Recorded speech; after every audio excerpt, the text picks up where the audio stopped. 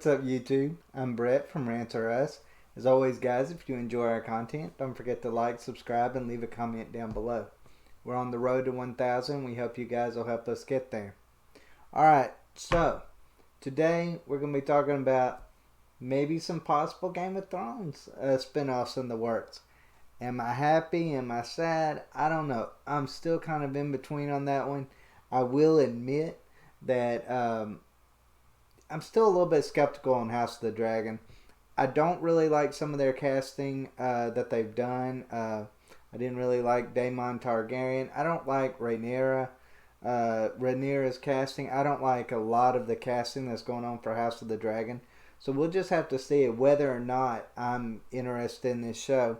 But I know a lot of other fans will be, and rightfully so. You know, look, Game of Thrones left a bad taste in a lot of fans' mouths because of season 8 just being so piss poor. And it was just, I mean, let's just face it, guys.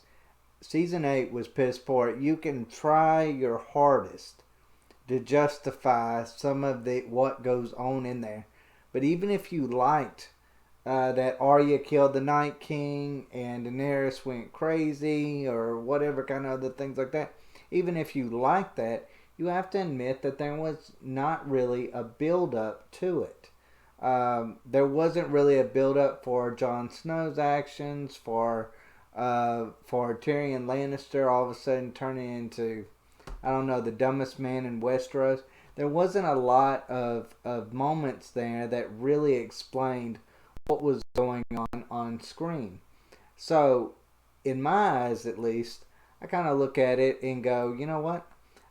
I'm up for giving Game of Thrones second chance with the House of the Dragon and maybe a third chance depending upon how House of the Dragon works out.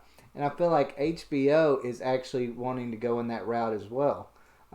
Says right here, let me go down to it. Alright. In a recent interview with Variety, HBO's Chief Content Officer Casey Bloys discussed different ways the network is hoping to expand its cable and streaming content. When asked if the Song of Ice and Fire would become a central universe for the company as Star Wars and Marvel have become for Disney, Bloys didn't rule anything out. Those are fantastic properties that are decades and decades old, he said. I don't know that it would get that big, but certainly it is a great resource that we have in an amazing world. So I would think it's just going to be the one show for the rest of its life. I will say this when it comes to that. When they're comparing Disney Plus's doing this with Marvel and with a lot of Star Wars, I feel like maybe HBO maybe needs to figure out if it works first. You know, that's kind of that's the way I look at it. Like, they're excited. I know these executives in all these different, you know, whether it be HBO or Disney Plus, they're excited because they're like, hey, now we have these streaming services that we can just pump out all these series and people will just eat that junk up. That don't always work. I feel like Star Wars is actually in the exact same boat as what Game of Thrones is. The movie left a really bad taste in a lot of fans' mouths. I guess you could say the whole sequel trilogy of movies left a bad taste in fans' mouths. So Disney Plus is really taking a chance on having 10 spinoffs. But the one thing that Disney Plus has going for it is Mandalorian Season 2 has been a success. Now, I hate doing some senseless promoting on this channel, which I will do occasionally, but do check out our Mandalorian Season 2 episode reviews. Just have to throw that out there in case y'all are interested. But anyways, I feel like when it comes to Disney Plus, they can do that a little bit because Mandalorian was a success. But I don't know if House of the Dragon is going to be at that level. I don't know if and I'm just judging by fan pages. I'm like Facebook fan pages, or even here on YouTube. Even some of the comments that I've got on a lot of Game of Thrones videos and a lot of our content that we've created here. And fans of Game of Thrones are really more interested, it seems like, at least in my opinion, more interested in the particular characters. You have Daenerys fans, you had Arya fans, you had Jon Snow fans, you had Stark fans, you had all these different people that were fans of these particular characters. Now, granted, there was a lot of book fans that was, into A Song of Ice and Fire, and they would have watched anything Game of Thrones. But I don't know if you take Daenerys out of the equation and you take Tyrion out of the equation. I don't know if, or Jon Snow or any of those characters I just mentioned, if you take them out of the equation, if Star Wars, if Game of Thrones fans will react in the exact same way Star Wars fans have been in giving Star Wars a second chance with The Mandalorian.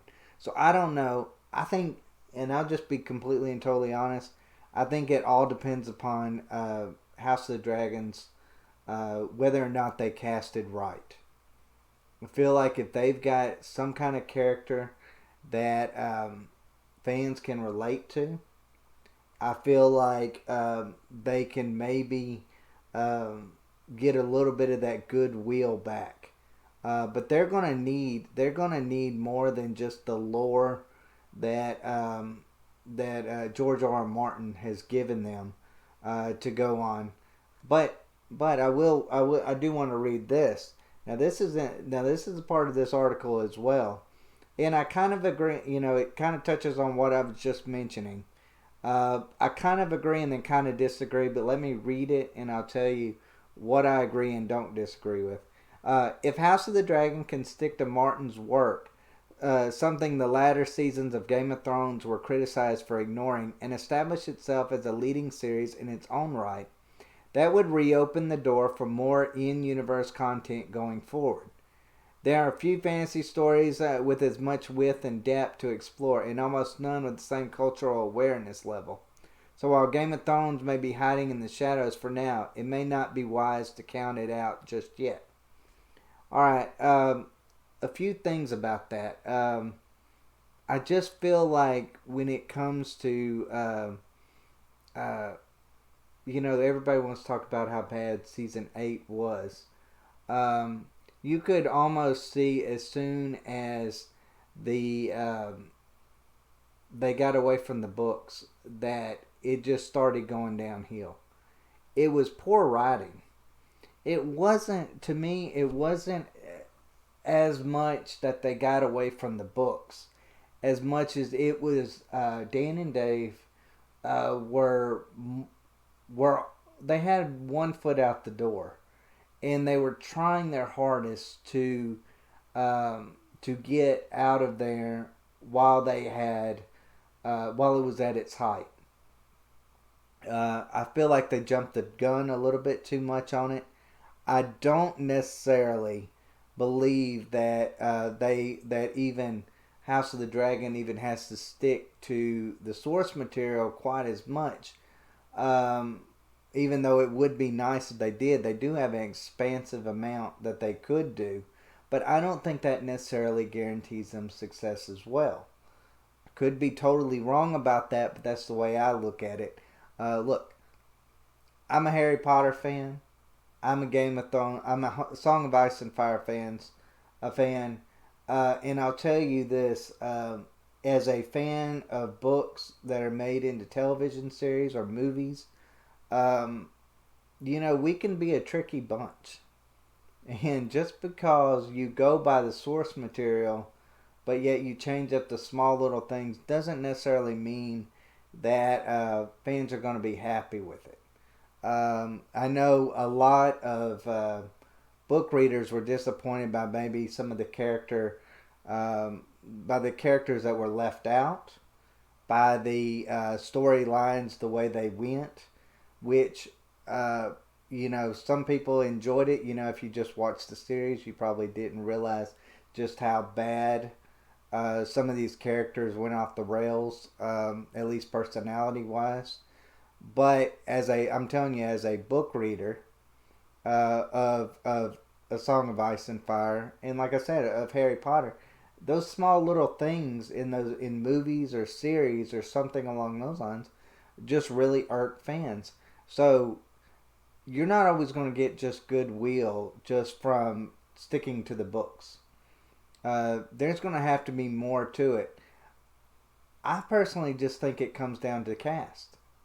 I think A Song of Ice and Fire a Song of Ice and Fire, A House of the Dragon will be successful if they got the casting right. If there's characters that fans can relate to, not just that it's something that looks like George R. R. Martin's work, but that it's something that is that it's a character that is relatable to fans.